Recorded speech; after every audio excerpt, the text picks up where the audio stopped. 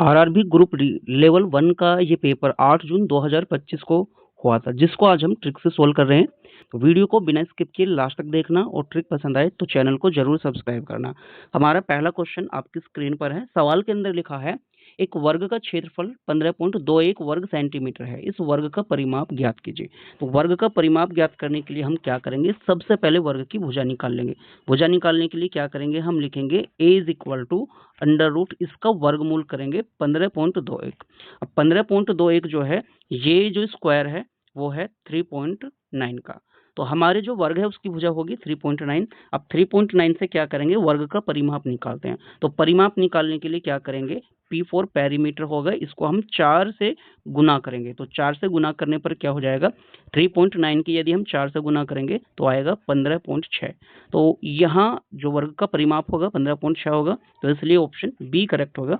देखते हैं नेक्स्ट सवाल को। नेक्स्ट सवाल जो कि 27 नंबर का सवाल है, आपकी स्क्रीन पर लिखा हुआ है।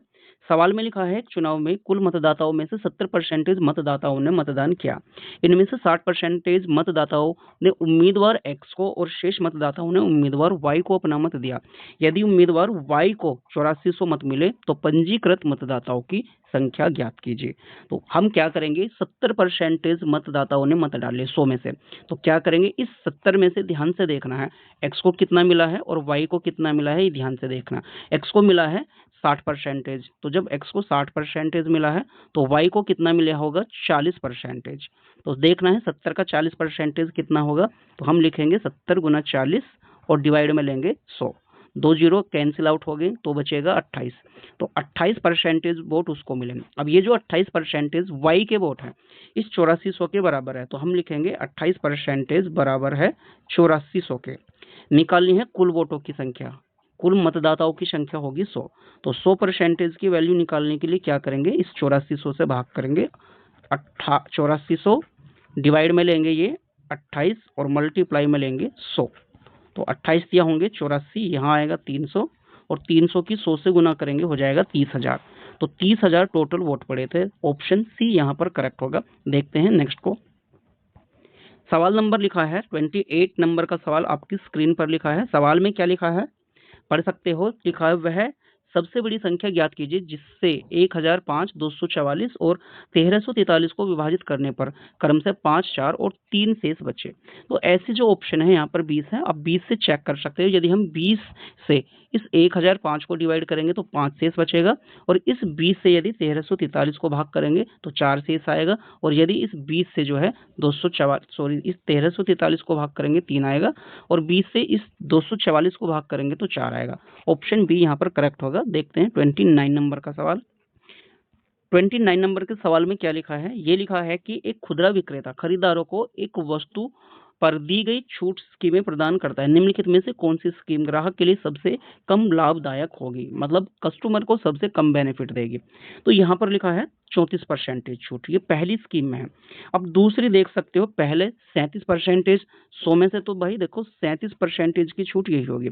अब जो बची हुई वैल्यू रहेगी वो रहेगी 63। तो 63 में से 8% जब यहाँ पर जुड़ेगा तो कुछ भी वैल्यू हो इस 34 से तो ज्यादा ही रहेगी, क्योंकि पहली ही डिस्काउंट इस 37 को देख लो 34 से ज्यादा है, यानी इस वाली में तो अभी भी पहले वाली से ज्यादा फायदा है। अब तीसरी देखना है, 7% तो यहाँ पर है, और अगर अब 93 में से 27 निकालते हैं तो ये जो है इस 37 से और 34 से दोनों से कम होगी।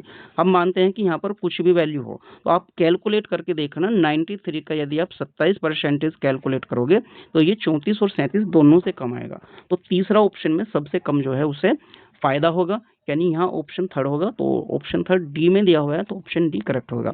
देखते हैं 30 नंबर का सवाल। 30 नंबर के सवाल को ध्यान से देखना है। लिखा है, पी और क्यू मिलकर किसी टंकी को 6 घंटे में पानी से भर सकते हैं, और पी अकेले उसी टंकी को 12 घंटे में पानी से भर सकता है, तो क्यू अकेले उसी टंकी के 1/4 भाग को कितने घंटे में भरेगा। तो पहले हम पता लगाएंगे कि क्यू अकेला उस टंकी को कितने समय में भरेगा, फिर 1/4 निकाल लेंगे। तो इसके लिए क्या करना है, इस 6 का और 12 का हम एलशियम लेंगे। इस तरह से 6 और 12 लिखेंगे। इन दोनों का जो एलशियम होगा वो 12 ही होगा।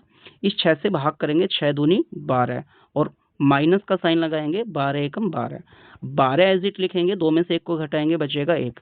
तो पूरी टंकी को तो वो 12 घंटों में भर देगा, लेकिन कहा है 1/4। तो 12 का 1/4 निकालना है, तो 1/4 कितना होगा, 4 तिया 12, तो 1/4 तो वो 3 घंटे में भर देगा। तो 3 घंटे का ऑप्शन यानी ऑप्शन डी करेक्ट होगा। देखते हैं 31 नंबर का सवाल। 31 नंबर का सवाल आपकी स्क्रीन पर दिया है। सवाल के अंदर लिखा हुआ है, एक टैंक में 3 पाइप ए, बी और सी हैं। पाइप ए टैंक को 4 घंटे में भरता है, पाइप बी से 6 घंटे में भरता है और पाइप सी 12 घंटे में खाली करता है। यदि तीनों पाइपों को बारी बारी से 1 घंटे के लिए खोला जाए, पहले पाइप ए, फिर बी, फिर सी, तो टैंक कितना समय लगेगा, इसको भरने में कितना समय लगेगा, हमें ये बताना है। तो हम क्या करेंगे, सबसे पहले देखना है कि कितने कितने समय में भर रहे हैं। तो हम देखते हैं, पहले ए खोला जाएगा, फिर बी खोला जाएगा, फिर सी, तो इनका एलसीएम लेंगे 4 घंटे का, 6 घंटे का और 12 घंटे का। तो 4, 6 और 12, इन सब का जो एलसीएम होगा वो हो जाएगा 12। तो 12 लिखेंगे यहाँ पर हम। अब भाग करेंगे, 4 तिया होंगे 12, तो यहाँ पर 3 बार टेबल जाएगा, 6 दूनी होंगे 12, 2 बार टेबल जाएगा और 12 एकम 12। ये यहाँ पर माइनस करेंगे, क्योंकि यहाँ सवाल के अंदर तीसरा पाइप जो है उसे खाली कर रहा है, तो यहाँ माइनस करेंगे। अब देखना है, 3 और 2 तो हो जाएंगे 5, 5 में से 1 को घटाएंगे तो बचेगा 4। यानी यहाँ पर हम देख रहे हैं कि 3 घंटे के अंदर ना जो 4 यूनिट भाग है वो भर रहा है, क्योंकि 3 और 2 तो हो जाएंगे 5 और 5 में से 1 को घटाएंगे तो बचा 4। यानी ए बी सी ये 3 घंटे तक चले तो 4 यूनिट काम हुआ। अब कितना यूनिट काम है, टोटल है 12 यूनिट। तो यहाँ पर क्या करना, 12 बनाना है, इस संख्या को 12 बनाना है। तो 12 बनाने के लिए 3 से इधर और 3 से इधर गुना करेंगे। जब हम 3 से इधर गुना करेंगे तो इधर तो हो जाएगा 9 और 4 की इधर 3 से गुना करेंगे, इधर हो जाएगा 12। अब चूंकि हमारे पास 12 ही यूनिट काम है तो ये तो हो गया 12 यूनिट, इधर हो जाएगा 3 तिया 9। यानी सवाल के अंदर तीनों पाइप अगर एक साथ खोल दिया जाए तो 9 घंटे के अंदर भर जाएगा। तो ऑप्शन बी करेक्ट होगा। देखते हैं क्वेश्चन नंबर 32 को। 32 नंबर का सवाल है। सवाल में लिखा है 1800 रुपए के मूलधन पर 10% की वार्षिक चक्रवृद्धि ब्याज की दर से संयोजित होने पर 2 वर्षों में प्राप्त मिश्र धन ज्ञात कीजिए। तो 10% को क्या करना है, सबसे पहले तो हम क्या करेंगे, इस 100 को, ये जो 10 दिया है, इस 10 से भाग करेंगे तो कितना आएगा 10%। अब इस 10 को 2 बार लिखेंगे क्योंकि 2 वर्ष दिए हुए हैं, तो यहाँ लिखेंगे 10 और वापस लिखेंगे 10 और इसके अंदर एक जोड़कर लिखेंगे 11 और यहाँ पर 11। इस 10 का 10 से गुना होगा तो आ जाएगा 100 और 11 की 11 से गुना करेंगे तो आएगा 121। मतलब क्या हुआ इसका, यदि मूलधन 100 रुपए है तो मिश्र धन है हमारा 121 रुपए। तो हम कहेंगे कि अगर हमारा मूलधन 100 रुपए है तो मिश्र धन है 121, तो लिखेंगे 121 बटे में 100। और जब मूलधन कितना है हमारा, ये 1800 रुपए है, तो मिश्र धन कितना होगा, तो लिखेंगे 1800। ये 2 जीरो कैंसिल आउट करेंगे हम, ये वाली। अब 121 की 18 से गुना करेंगे तो ये हो जाएगा 18 एकम 18, हासिल 1 होगा, 18 दूनी 36 और 1 37, हासिल 3, 18 एकम 18 और 3 21। तो 2178 रुपए हमारा मिश्र धन होगा, यानी ऑप्शन बी करेक्ट होगा। देखते हैं सवाल नंबर 33 को। 33 नंबर का सवाल आपकी स्क्रीन पर दिया है। सवाल के अंदर क्या लिखा है पहले मैं बता दूं, इसमें थोड़ा सा एक अंडर रूट में मिस प्रिंटिंग है। ये जो अंडर रूट दिया हुआ है ये पूरा इस तरह से है, तो ध्यान से देखना है आपको। ये अंडर रूट का जो साइन है ये पूरा इस तरह से लगा हुआ है यहाँ, तो इसका आंसर देखना है आपको कितना होगा। तो सबसे पहले तो आपको देखना है ये जो 169 दी हुई है ये है हमारे 13 का स्क्वायर, तो हम इसकी जगह कितना लिखेंगे, 13 लिखेंगे। अब ये वाला प्लस ये रहा, ये 3 और 2 की गुना हो जाएगी, ये हो जाएगा 6 और 6 का स्क्वायर जो हो जाएगा देखो ये हो जाएगा 36। तो हम 36 को और 13 को जोड़ लेंगे तो ये हो जाएगा 49 और 49 का ये स्क्वायर रूट करेंगे तो इतने पार्ट की जगह आ जाएगा हमारा 7। तो हम यहाँ पर क्या करेंगे 7 लिखेंगे। इसके बाद ये वाला जो पार्ट अगर हम सोल्व करेंगे तो इस वाले पार्ट की वैल्यू आ जाएगी 18 सॉरी यहाँ आएगा 18। अब यदि 18 और 7 को जोड़ दिया जाए तो ये बनेगा हमारा 25 बनेगा अंडर रूट में, क्योंकि बाहर की साइड देख सकते हो एक अंडर रूट ही है। 25 की जो वैल्यू होगी वो 5 होगी, तो यहाँ ऑप्शन जो होगा वो डी करेक्ट होगा। देखते हैं सवाल नंबर 34 को। 34 नंबर के सवाल में क्या लिखा है आप देख सकते हो। सवाल में लिखा है एक स्टोर घरेलू सामानों पर 5 खरीदे 16 मुफ्त पाए ऑफर दे रहा है, स्टोर द्वारा दी जा रही शुद्ध छूट का प्रतिशत ज्ञात करना। आप देख सकते हो 5 खरीदने पर 16 मुफ्त दी जा रही है, यानी टोटल जो बेच की जा रही है, कितनी बेच की जा रही है, 5 प्लस 16, तो ये दी जा रही है 21 वस्तुएं। अब 21 में से कितनी मुफ्त है, 16 मुफ्त है, तो 16/21 लिखेंगे, इसको परसेंटेज में बदलेंगे, गुना 100 करेंगे, सोल्व करने पर कितना आ जाएगा, ये आएगा 76.19%। तो 76.19% हमारा आंसर होगा। देखते हैं सवाल नंबर 35 को। सवाल नंबर 35 में क्या लिखा है? सवाल नंबर 35 में लिखा है, यदि एक गोले की त्रिज्या में 25% की वृद्धि की जाए तो इसके पृष्ठीय क्षेत्रफल में कितने प्रतिशत की वृद्धि ज्ञात करनी है ये हमें।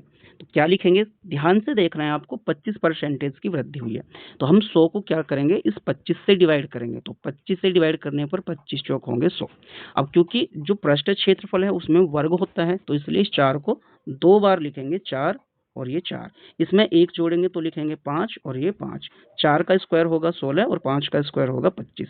पहले ये वैल्यू कितनी थी, 16 थी, वृद्धि कितनी होगी है 9 की।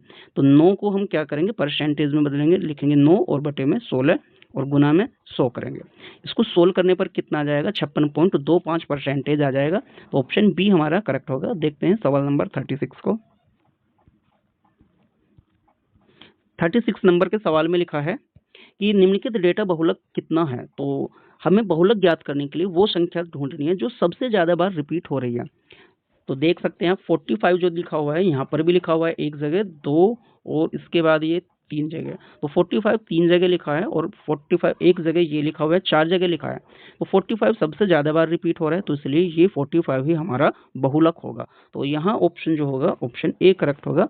देखते हैं नेक्स्ट को। 37 नंबर के सवाल में क्या है, 37 नंबर के सवाल में लिखा हुआ है कि यदि 25, 29, 25, 32, 24 और x का माध्य 26 है तो डेटा की मध्यिका कितनी है। तो मध्यिका ज्ञात करने के लिए सबसे पहले हमें क्या करना है, इस x की वैल्यू को पता करना है। या फिर आप ऐसा भी कर सकते हो कि ये जो संख्याएं दी हैं इनको आरोही क्रम में लिखेंगे। सबसे पहले क्या लिखेंगे, हम लिखेंगे 24 को। 24 के बाद 2 बार 25 दिया हुआ है तो हम यहाँ पर लिखेंगे 25 और इसके बाद लिखेंगे वापस 25 और उसके बाद लिखा हुआ है 29 और 29 के बाद में आया हुआ है 32 और टोटल कितनी संख्या है, ये 6 है। तो माध्य जो होता है बीच की संख्या होता है। अब एक संख्या x है यहाँ पर, तो x या तो इनसे बिल्कुल छोटा होगा या बड़ा होगा, इनके बीच में होगा। 1 2 3 4 5, अब ये 5 संख्या है, ये तो आरोही क्रम में है। बचा हुआ x, हमें x का जो है ऑर्डर नहीं मालूम है, लेकिन ये चीज पता है अगर x यहाँ पर हुआ तो जो हमारा माध्य होगा वो इन दोनों संख्याओं के बीच में होगा और ये अगर लास्ट में होगा तो इन दो संख्याओं के बीच में होगा।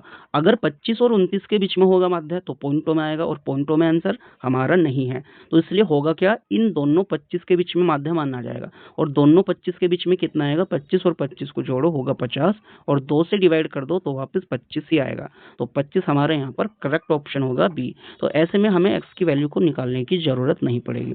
देखते हैं नेक्स्ट को। 37 नंबर के सवाल 38 नंबर के सवाल में क्या लिखा है, 38 में लिखा है एक व्यक्ति अपनी आय का 50% बचत करता है, यदि उसका व्यय 360 है तो उसकी आय कितनी है। भाई मान करके चलते हैं उसकी आय 100 थी, 100 में से उसने 50% बचा लिया तो 50% खर्च ही कर दिया होगा। अब सवाल में क्या है, व्यय यानी खर्चा, तो ये खर्चा 50% के बराबर है तो लिखेंगे 50% की जो वैल्यू है 360 है। अब आय कितनी है, आय तो उसकी 100 थी तो 100 की वैल्यू कितनी हो जाएगी, 100 की वैल्यू निकालने के लिए 100 कितना है, 50 का डबल है तो इसका भी डबल कर दो, 36 दूनी 72 यानी 720। तो 720 उसकी आय होगी। तो ऑप्शन डी करेक्ट होगा। देखते हैं 39 नंबर के सवाल को। 39 में क्या लिखा है, 39 में लिखा है यदि किसी संख्या के 4/7 का 20% का 10% 648 है तो वह संख्या ज्ञात कीजिए। तो इसको क्या करेंगे, हम यहाँ पर कोई संख्या लिखते हैं, ये x होगी, इसका 4/7 और उसका भी 20%। तो 20% कैसे लिखेंगे, 20 बटे में लिखेंगे 100 और उसका भी कितना 10%, तो 10 बटे में 100 और कितना है, ये है 648 के बराबर। तो सबसे पहले हम क्या करेंगे, इसको सोल्व करेंगे, ये 2 जीरो कैंसिल आउट करेंगे, ये इससे करेंगे और ये वाली इसके साथ करेंगे। अब ये जो बची हुई संख्या है ये आपस में अपनी क्रॉस गुना करेंगे, होगा क्या, ये x हो जाएगा यहाँ पर। अब ये जो 648 है उसकी किससे गुना होएगी, ये 100 और 7 से, तो 7 लिखेंगे और गुना में ये वाला 100, जो डिवाइड में 4 और 2 है इसको डिवाइड में यहाँ पर लाएंगे, 4 गुना 2। इसको सोल्व करने पर आ जाएगा हमारा 56,700। तो 56,700 फाइनल आंसर होगा, यानी ऑप्शन सी करेक्ट होगा। देखते हैं 47 नंबर के सवाल को। 47 नंबर के सवाल में क्या लिखा है? ये लिखा है एक माता अपनी पुत्री से 25 वर्ष बड़ी है। 15 वर्ष बाद माता की उम्र पुत्री की उम्र से 2 गुनी हो जाएगी। पुत्री की वर्तमान उम्र ज्ञात कीजिए। तो देख सकते हो सवाल के अंदर जो लिखा है, यहाँ पर लिखा है कि माता की उम्र पुत्री की उम्र की 2 गुनी हो जाएगी। तो यानी 2 का और 1 का रेशो है। अब माता जो है पुत्री से कितनी वर्ष बड़ी है? 25 वर्ष बड़ी है। तो हम कह सकते हैं ये इन दोनों का अंतर कितना है? 1। तो ये जो 1 है इस 25 वर्ष के ही तो बराबर है। जब 1 25 वर्ष के बराबर है तो इसका मतलब क्या हुआ? ये 15 साल पहले थी उसकी आयु 25 वर्ष। तो सवाल में क्या कहा है? वर्तमान आयु। यदि इस 25 में से 15 को घटा दिया जाए तो बचेगी 10। तो वर्तमान में जो उसकी आयु है वो 10 वर्ष है। ऑप्शन सी करेक्ट होगा। देखते हैं 48 नंबर के सवाल को। 48 नंबर का जो सवाल है ये कुछ इस तरह से दिया हुआ है। लिखा है त्रिभुज एबीसी में बिंदु डी पर बीडी लंब एसी है। तो डीबीसी 65 डिग्री है। बीसी पर बिंदु ई इस प्रकार है कि सी ए ई बराबर 30 डिग्री है। तो ए ई बी की माप बतानी है। तो सबसे पहले हम क्या करेंगे? एक ट्राइंगल बनाएंगे। तो इस ट्राइंगल को बनाने के लिए क्या करेंगे? हम इस तरह से एक ट्राइंगल ड्रॉ करेंगे। सवाल में यहाँ पर लिखेंगे हम ए और यहाँ लिखेंगे बी, यहाँ पर लिखेंगे सी। अब एक बात कहा है कि बी डी जो है एसी पर लंब है। ये हमारी जो लाइन है ये वाली एसी है। तो बी डी कहाँ है? बी यहाँ पर है। तो हम परपेंडिकुलर डाल देते हैं डी पर। तो यहाँ कितना हो जाएगा? 90 डिग्री का एंगल हो जाएगा। अब सवाल में लिखा है डी बी सी। तो डी कहाँ है हमारा? यहाँ पर है। तो डी बी सी मिडिल में क्या है? बी। तो ये हमारा कितने डिग्री का एंगल है? ये बताया है 65 डिग्री का एंगल है। अब आगे कहा बीसी पर इस प्रकार है कि सी ए ई 30 डिग्री है। सी ए और ये कहा है इसने ई। तो हम क्या करेंगे? ई को यहाँ पर मान लेते हैं सी ए ई। इस तरह से ये ई मान लेते हैं। और सी ए ई की वैल्यू कितनी बताइए? 30 डिग्री। तो ये इतना हो गया हमारा 30 डिग्री का एंगल। अब सवाल में कहा ए ई बी की माप बतानी है। तो ए ई और बी यानी ये वाली वैल्यू बतानी है हमें। ए ई बी सॉरी ये वाली इतनी वैल्यू बतानी है हमें। ये इतनी वैल्यू यहाँ पर। तो इसको बताने के लिए क्या करेंगे? सबसे पहले हम जो है ये वाली वैल्यू दी हुई है 65 की। ये यहाँ पर 90 डिग्री की वैल्यू दी हुई है। अगर मैं इसको 90 डिग्री दिया हुआ है तो आप देख सकते हो बी सी डी के अंदर ये हमारा 90 है और ये 65 है। तो ये जो हो जाएगा अकेला ये एंगल जो हो जाएगा हमारा ये हो जाएगा 25 डिग्री का। 25 डिग्री का इसलिए होगा क्योंकि त्रिभुज के तीनों एंगल का जो सम होता है 180 होता है। अगर आप बी सी डी को देखो तो 90 तो डी हो गया, 65 बी हो गया, सी को 25 होना है। अब 25 में क्या करना है? जो हमारा ये वाला एंगल है ये दो बाहर के एंगल के बराबर होता है। तो ये वाला जो एंगल होगा इतना वो इस 25 के और 30 के बराबर हो जाएगा। तो ये बनेगा 55 डिग्री का एंगल। तो 55 ऑप्शन डी में है। तो ऑप्शन डी करेक्ट होगा। देखते हैं नेक्स्ट को। नेक्स्ट क्वेश्चन में क्या लिखा है? नेक्स्ट में लिखा है पूनम ने रोहिणी को एक किताब 5% की हानि पर बेची और मोहिनी ने उसे रूपसी को 8% के लाभ पर बेचा। यदि रूपसी ने किताब 1539 में खरीदी तो पूनम के लिए किताब का क्रय मूल्य कितना था? हमें बताना है पूनम के लिए किताब का क्रय मूल्य। तो सबसे पहले क्या करना? इस वैल्यू को लिखेंगे 1539 रुपए एज इट ही लिखेंगे। अब इसको सोल्व करने के लिए यहाँ पर 5% की हानि पर बेची है। तो हम यहाँ पर लिखेंगे 100/95। इसके बाद क्या करेंगे? 8% के लाभ पर बेची तो लिखेंगे 100/108। अब इस कैलकुलेशन को सोल्व करेंगे तो हमारा आंसर आ जाएगा। सबसे पहले हम इसको क्या करेंगे? 19 से डिवाइड करेंगे। तो लिखेंगे 19 पंजे होंगे 95। तो यहाँ जाएगा 5 और 19 से यहाँ पर डिवाइड करेंगे। 19 अट्ठे होंगे 152, एक बचेगा 19 एकम 19 हो जाएगा। अब इसको डिवाइड करेंगे 9 से। तो 9 नम हो जाएंगे हमारे 81। यहाँ पर बचा हुआ है 9 और 9 से भाग करेंगे 9 एकम 9 बचेगा 1। तो 9 दूनी हो जाएंगे 18। यहाँ पर 12 बचा हुआ है। अब क्या करेंगे? 5 से भाग करेंगे तो 5 एकम 5 और 5 से भाग करने पर यहाँ जाएगा हमारा 20। अब इस 20 को भाग करना है 4 से।